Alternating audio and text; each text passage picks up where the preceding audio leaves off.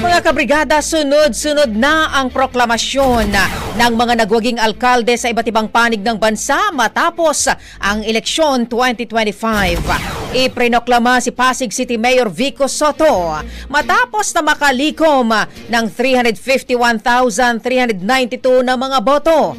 Maging si April Aguilar ay iprinoklama na rin bilang bagong alkalde ng Las Piñas City, habang muli namang magsisilbing mayor ng San Juan City si Mayor Francis Zamora.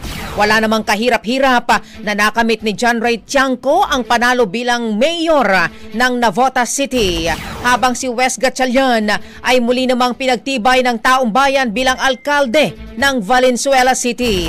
Sa Baguio City naman, tuluyan pong nasungkit ni Mayor Benjamin Magalong ang panibagong mandato bilang mayor, at si Mayor Jenny Sandoval naman para sa Malabon City. Sa Muntinlupa City, mga kabrigada, si Rufy Biason na tumakbo ng walang kalaban ay naiproklama bilang alkalde matapos sa makakuha naman ng 209,498 votes.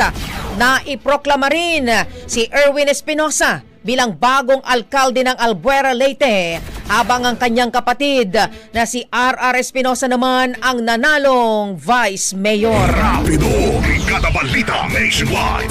Ang bahaging ito ay hatid sa atin ng Mom's Love ES1 Capsule. Simulang tuparin ang pangarap ng iyong anak. And stunting now,